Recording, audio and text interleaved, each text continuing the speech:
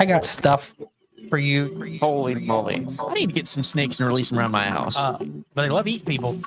They love eating kids. These guys are the scientists of the supernatural, lecturers leaving lessons for inquiring laymen. They are applying the scientific method to a world that baffles science.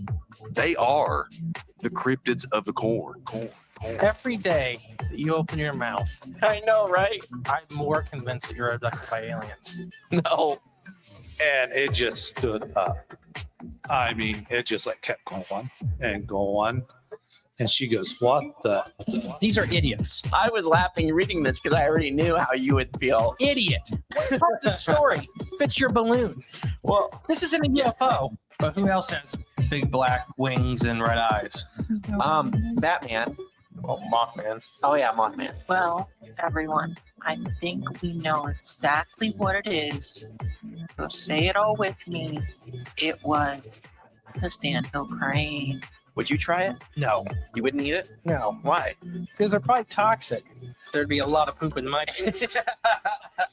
Seen a 6-foot alligator go swinging through the air and slam into a tree.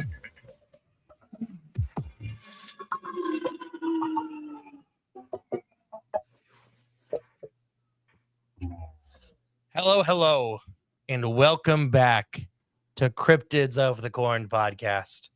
I am the great and powerful Mystery, and there's no Jay tonight, but don't worry, I'm not alone.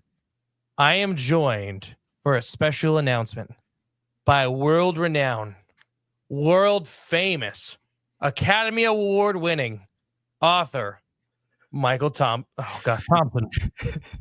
Hey. I almost say Thomas every time. Thomas, yeah. I didn't know that I got an Academy Award until now, so thank you for that. It's in the mail. It's in the mail. Good. I'm excited. So we're here. We actually got. This is for everybody listening on the podcast. We're doing an impromptu live right now. We're live.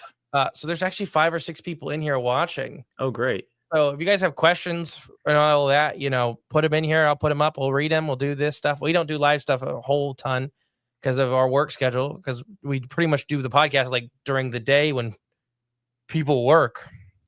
Animals. But we have a very special announcement. Are you ready, Michael? I'm ready. We are doing a live show together. Woo! Woo! Yeah! Yeah, baby, that's what I'm talking about. Yeah, that's what I've been waiting for. So we're doing a live show called Sea Monsters and UFOs. This will be June 14th at Norada Lanes. And that is, let me see if I can, oh gosh, the overlays. Can you tell we don't do this very often? All right. Now I can't read anything. Great. It's a 1182 State Route 235, Ada, Ohio 45810. And it's Cryptids of Corn and author Michael Thompson. Yes. And we'll be talking about all kinds of fun, awesome stuff with the live shows. So we'll kind of get into what that means. Michael, I mean, welcome aboard. What do you got to say? I'm thrilled. I can't wait. Congratulations on the release of your new book, The Living UFOs, The Ocean Above Our Heads. This will be exciting to talk about the ocean and the ocean above our heads at the same time.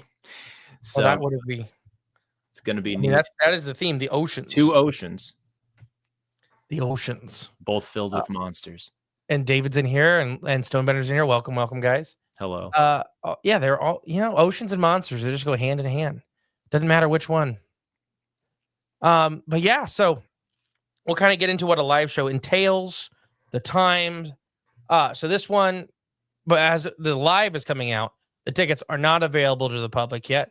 But when this comes out on the podcast, they'll be available. The link will be in the below top link. I think we said they're $10 a ticket. It's limited. Hey, Dave, I think it's limited to 75 is the seat. Excuse me. It'll be from 5 p.m. to 9 p.m. I mean, we'll be at a public place after 9. It's a public place after 9 p.m. So I'm sure we'll still be hanging out and sitting in, but the structured event ends at 9 o'clock. at the Norada Lanes bowling alley. So it entails an hour live show from each of us. So it's 2 hours of live shows, meet and greet, kind of hang out before and after, that kind of stuff. Who knows? By that time, I should have a second book out. Ooh. Now that I know the process. Man, I'm coffee today. It's the Death Hotel we just stayed at. Let's see. Lots of people are coughing over there. Oh gosh, yeah, we had. I mean, they heard us complain about it already enough a couple weeks ago. By the time this comes out, the black mold in the shower that they just spray painted over, that was winning. The black mold was winning. After we looked, I think we had more black mold than shower. Oh man. But no, Michael, what do you think about all of this? I'm thrilled. I'm very excited. My show, I'm excited to sort of take it on the road a little bit more. This is the same show that I made for the Library of Congress, and I showed off during their paranormal forum, their What If forum, and it's called Cryptids and Storytelling, and it's all aquatic cryptids. We dive into the original legend of each of these different cryptids, and especially the obscure ones. I'm always especially drawn to the obscure ones, but there is at least one famous one. And then I go through the process of how I adapted them to make them cohesive for storytelling in my Winslow Hoffner series, both through writing and illustration. So this is going to be a very unique show, everybody, because as far as I know, podcast live shows are common, but a podcast and an author live show, the same thing. I don't think that happens. We're breaking ground. We're breaking ground. And there will be a bar, so it'll make our show, at least me and Jay's side of it, palatable. No, so what we really like to do is I try to make them different, everyone. We try to incorporate a lot of photos and a lot of video into our side of it, because during the podcast we can't show you guys anything. Like, it's what I can read, what I can say, yeah, in this video this thing happened, take my word for it, I guess. Let me describe to you this UFO zooming around the sky. All right, it's a ball that has 4 tentacles hanging off it that are static. It's just, so what we really, really like to do is get the video and picture side of it. We'll, play the video or, show the image on screen, because there's many TVs inside the bowling alley. Excuse me, sorry. Like I said, I'm under the weather. And then we kind of review it together and we go over some stuff. And Jay doesn't see any of the photos or videos until the live show. So you get his general reaction to these things, just like the podcast. Like, Jay doesn't, like, I tell him what the week's about. He never remembers. Well, I'm very excited to be in your audience for that. Well, I'm very excited to start drinking again. No, I love doing live shows, and we try to make them as affordable as possible, with the space that we're getting. It's $10 a ticket. So I find it hard pressed to find anything else in that price range for 4 or 5 hours of entertainment. And we'll be idiots for you for 4 or 5 hours. At least me and Jay will. I'll take a break. I'll read comments, just shout outs. All right. I do not do live stuff very often. David. Hey, David. Nice seeing you in Lexington. He's seen us both in Lexington. Stone Bender. Hey, that's the president of the J Fan Club. Dave Davison. My first Australian book went to Dave here. He bought it immediately being out, which I don't even know if it was like 4 a.m. where he lives or something like that. That's awesome. Paul. Hey, Colleen. Jay's MIA is a clear violation of his contract. He is getting his flap extended, though. He's getting a flap extension, emergency flap extension. And then Colleen, I seen Colleen in here. Hi, Colleen. Hi, Brandon. Did I meet this dude at Encounter Quest? Yes, you did. Creator, hey, welcome. He got really cool art. His Bigfoot and the Orbs with the frogs is awesome. Cool. You guys. And William Nighthawk. Eric's author does live shows on the Bizarre and the Unknown. Awesome. But yeah, so I know there'll be food and drink you can buy, like it's a restaurant bar. I think Jay was going to try to curate a special limited menu for that night. Ooh. So we may get like sea monster samplers Oh, that's awesome. and like living UFO, like sky clam kebabs. Yes. Hopefully. Jeff from I- Star Cruiser did an excellent job on the sky clams. Yeah, and it's For the the first art of illustration. it that I actually seen that looked like kind of the thing that was being described. Oh, it's beautiful. I picked up a print at We Cryptic. only had 8. I bought 2 of them, or he Ooh. gave me 2 of them. I tried to buy 2 of them. But yeah. So if anybody's got any questions about live shows or Michael or me or anything like that, please put them in the comments while we're going over this. So hotels in the area, I try to always tell that. It's Uran. Y'all should do a live tour. We're working on it. We actually have one in in Arkansas. We're working on one in Tennessee, and this is our Ohio show with Michael. But I mean, Arkansas is not too far from where you are. But the hotel is the Inn in Ada. And I'm going to try to get a special rate. So just be on the lookout for the website for that.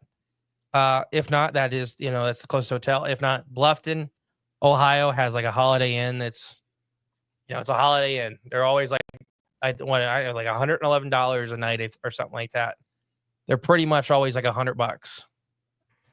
Plus Ada has several Airbnbs, including the Easter House, which is a gigantic blue house that you can rent. But yeah, hello, Justin Lamb. It was 12 midday when I bought it and forgot about exchange rate. Hopefully the book's gold. LOL. Oh gosh, yeah. The content is gold. I would go in a heartbeat. The ticket price is great, but flying from Northern Idaho isn't cheap. I don't imagine flying from Northern Idaho is cheap. I didn't even know you guys had planes. That was a joke. But yeah, Michael, what do you think? I'm thrilled. I'm excited. I got a copy of your book right here. Oh gosh, I got got like 4 on this table. Everybody, Yeah, look! I didn't know we were recording this tonight. Got my exclusive jellyfish illustration in there. Mine doesn't have a jellyfish in it even. I feel very exclusive. It'd be weird to sign a book to yourself, wouldn't it? Yeah. That would be a weird thing to do. A little bit, yeah. To me, best wishes. We haven't done a live show in forever. Let's see. So what can I tell you guys about the bowling alley? I think after the 9 o'clock, maybe not. I can't confirm it, but Jay may open up the bowling lanes to everybody. Nice. We may do some like a bowling tournament he was talking about after the live show ends. But yeah, we have to fly out of Spokane, Washington, just small airports here. So you got to go to Washington to fly to Ohio from Northern Idaho. But let's see. What else can I tell you guys? I'm just trying to think. I always forget stuff. You'll get 2 hours of, it's 4 hours, the whole thing. We each do an hour live show, questions, all that stuff. We'll have merch. Sometimes we do exclusive t-shirts for these events if I can get it, if I can swing it. That'll be fun. But yeah, when this comes out, you'll be able to buy the tickets below. $10 a ticket. It is limited. When it sells out, it sells out. I'm just trying to think of what else, Michael. If anybody in the chat has some questions, get them in here and we'll start answering them, because we're going to try to make this around a half hour long so the podcast people don't get as angry. I'll bring some books. I will bring some of my in-person exclusive items, like my prints and my art, and limited edition collectibles as well, for everyone who makes the trip. And you can get a picture with the piranha lope, right? You can. I will bring the piranha lope. The piranha lope will make the journey to Ada. I may have to add the piranha lope into our presentation. Is he a living UFO? Yeah. I mean, you put tentacles if he on jumps him. high enough. I was going to say, you put tentacles on him and throw him. I mean, that'd be a hard thing to ID. But yeah, and you're working on all kinds of stuff. Have you announced that stuff you're working on?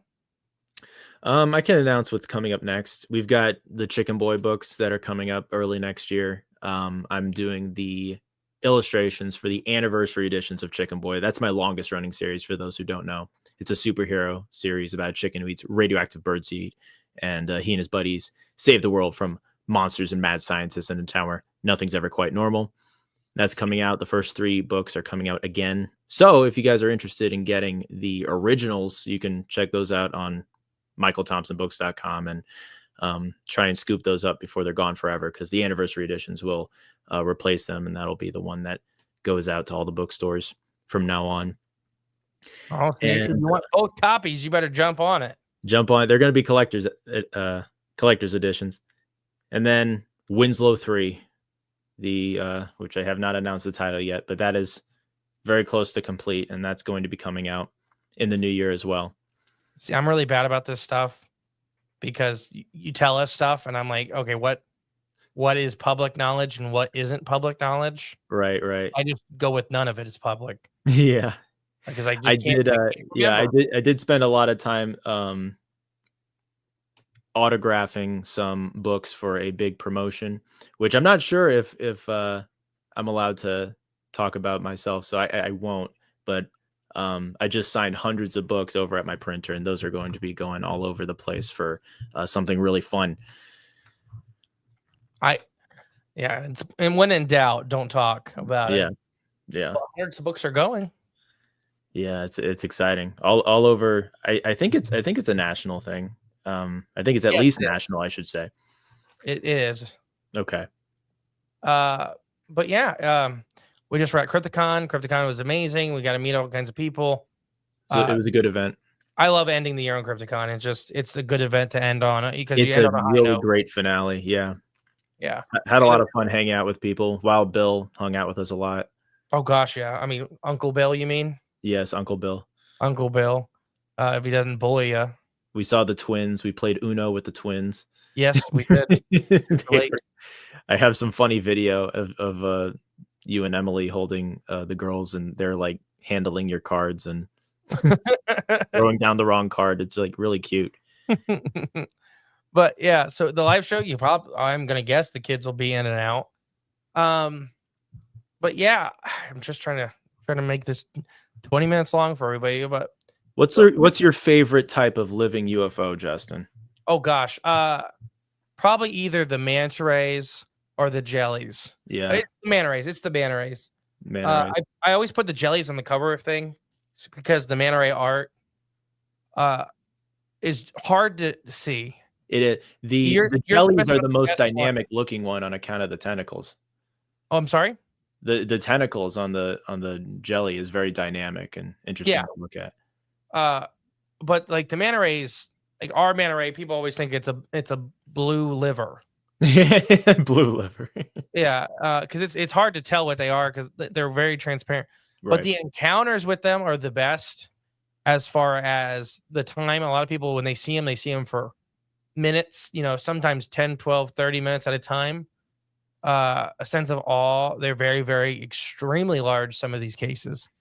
And several people that we've interviewed in person and through email and all that have just described this sense of awe with them. Right. Of like seeing a whale, just it's not going to hurt me. I whatever reason, you just as a human, you're like, that animal's not going to hurt me or doesn't want to hurt me. It's just big and slow moving. But the jellyfish have probably some of the craziest stories. Like there's one in the book where the Chinese military fought one and didn't win. Wow. Yeah, so that was impressive for a jellyfish. Put up your dukes and let's just get down to it. Oh, Daniel, here you go. Hey guys. Hey Daniel. What's up, Daniel? Good. Things are great. I love that profile picture. Just the tentacles in the ship. I need some of that for my book signings. You need to bring a big old cardboard like cut out like that. I would like that. I would like a big like photo setup, To start getting 4 booth spaces. 4 booth spaces, yes. Just rebuild Winslow's fishing boat and just have a one. You know how cool that would be? I know it would be cool. I mean, what is it going to be? $400 or $500 to rent the space? You just gotta sell 30 more books to make it even remotely close to breaking even. Yeah. 50, although 60. if the space itself is more interesting than the books, then that could be an issue. It gets people in being like, yeah, you're sold. Now you're Yeah. in Winslow's universe. It would be worth it one day. One day. Let's see. That was taken at Halloween Horror Nights at Universal Studios in Orlando. All right, I gotta Okay. reach out to them. Just go steal it. Just give me your leftover Halloween stuff. Oh, what's been some of your favorite sea monsters you've gotten into? Any new ones recently? Oh boy, new ones. Well, in terms of the ones that are in the show, I dive deeply into one of the ones that we covered on our sea monster episode, where I subbed in for you, the Dobarku, or the Dowarku, as it's otherwise pronounced. And I'm a big fan of the Kraken. That's kind of the famous one. People always ask me, it's like at my book signings, they're like, do you believe in a lot of these? And I do. And as far as the Kraken goes, I kind of think it's essentially confirmed with the discovery of the giant squid, the colossal squid, things of that sort. I think that kind of fulfills a lot of the shapes of some of these stories for the body. Oh, sorry. Yeah, but of course in the first Winslow Hoffner book, it's a big octopus, and it was based on the Octopus giganteus lobster from St. Augustine in the 1800s. Did I ever? So we have a long neck, or we have a sea monster episode coming out soon. Mhm. I won't ruin it for everybody. But one of the stories is we were talking about why don't we see sea monsters? Why are sea monsters? Why were they so big and bad in the 1800s, and why are they gone now? And we talked a lot about the whaling industry Mhm. of the 1800s, that we burnt enough. I don't know if you probably know this, but for people at home, we burnt enough whale oil that we left a permanent scar on the Antarctic ice sheet that looks like a volcanic eruption. Mm, We burnt enough whales that it looks like a volcano went off. that is crazy. And we actually burnt so many whales that we ran out of whales. That's when it almost wiped off the southern and northern elephant seal populations. Elephant seals were considered extinct there for a while. And they turned to some of these sea monsters. We talked about some of the Maryland. Oh gosh, what was the captain's name? Montgomery, was it? Where the whaling vessel killed a mosasaur. It's what it sounded like, or a giant oceanic crocodile. And you know what they did once they got it on board? They immediately started processing it like it was a sperm whale. You talk about how he's like, it sucked melting down the fat to make oil, and this meat tasted horrible, so we started throwing it overboard. Oh my god. And I kept the skull and I sold it to a tourist. Man. Yeah, So- that's very similar. The skulls always get sold to tourists. That's similar to what happened to or what it's claimed to what happened to Gambo. There's probably a giant oceanic crocodile skull in somebody's basement in Ohio, because they were in Maryland when this captain's like, yeah, we just killed this thing. Well, we don't want it. Here you go. So the one we did for the episode comes out in a couple weeks.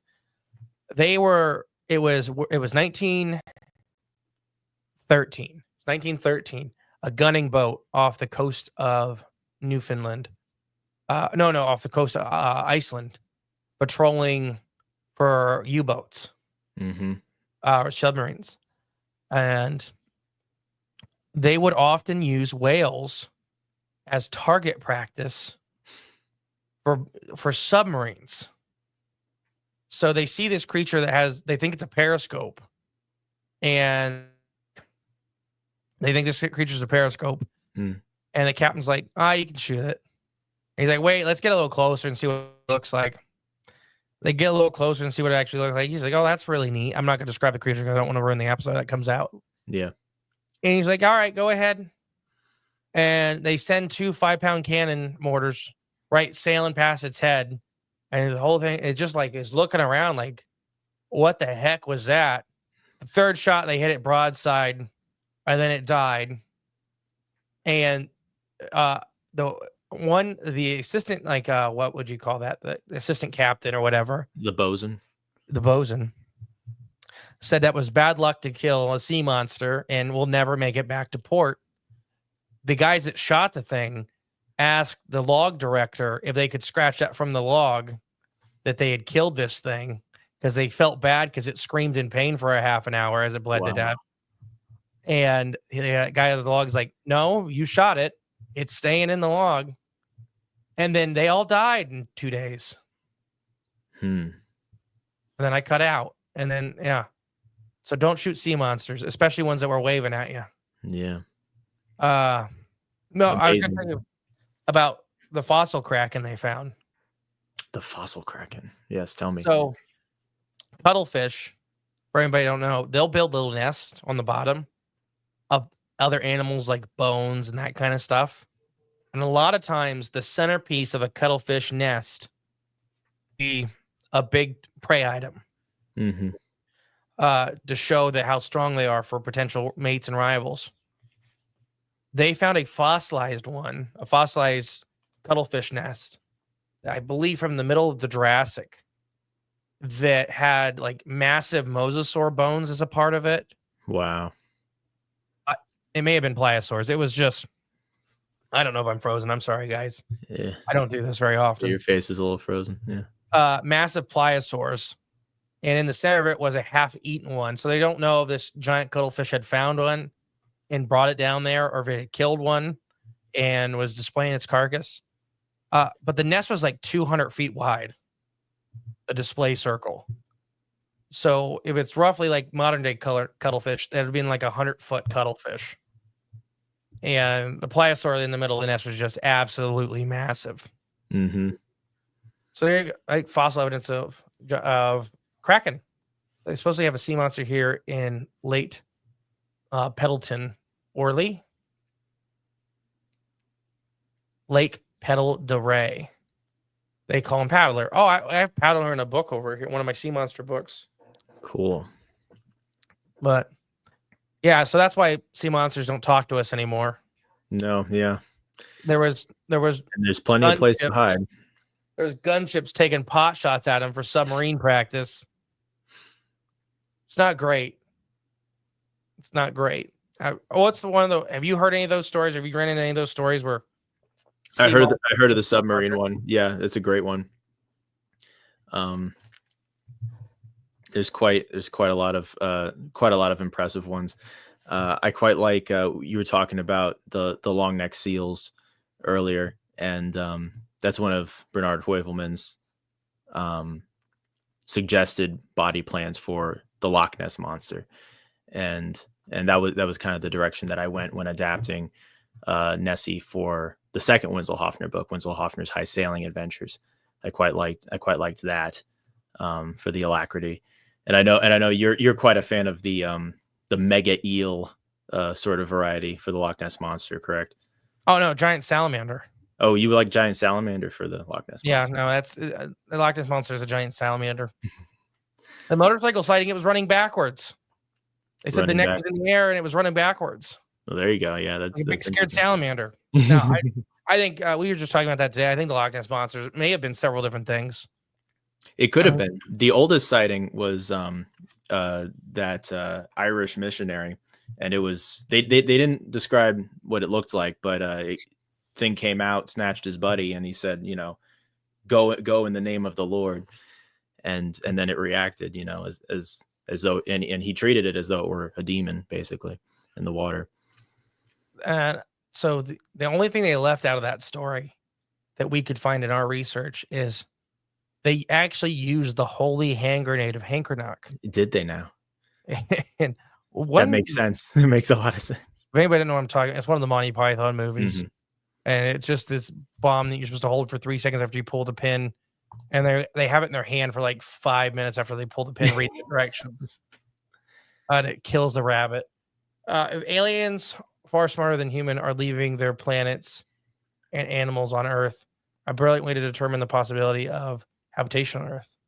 Oh yeah, if they're leaving, we just did a Patreon episode on the crazy critter of Bald Mountain, which just seemed like a deer, a crab, a slug, and a squid had a baby. That's one of the strangest looking critters. It didn't do anything. It just existed and glowed. It just was living, man. And then the government shot it in the head. What a shame. Government do. But yeah, Michael, anything else to add before we wrap it up? I'm really excited to see everyone. I'm excited to come out and hang out with you guys and hang out with everyone who comes out to Nareda Lanes. This will be my first time at the bowling alley because I've been in your neck of the woods before, but I haven't actually gotten to see the alley yet. So, the bowling alley is cool. Jay will take tours back to see how bowling alley equipment works. Yeah, he did it at the Jamboree. I look back and he's taking like 12 people back there to just show them how bowling alley equipment works. We need like a cosmic. We need a cosmic bowling with like jellyfish like stuff flying around somehow. Oh, I can order a bunch of dead jellyfish. Some dead jellyfish. Like, here you go, bowl around these. Yeah, that'll be a fun party favor. Dead jellyfish. Mm-hmm. All right. Well, I think that's it. I've been the great and powerful Mr. E. I've been Michael Thompson. We'll catch you next week, guys. Bye. Bye.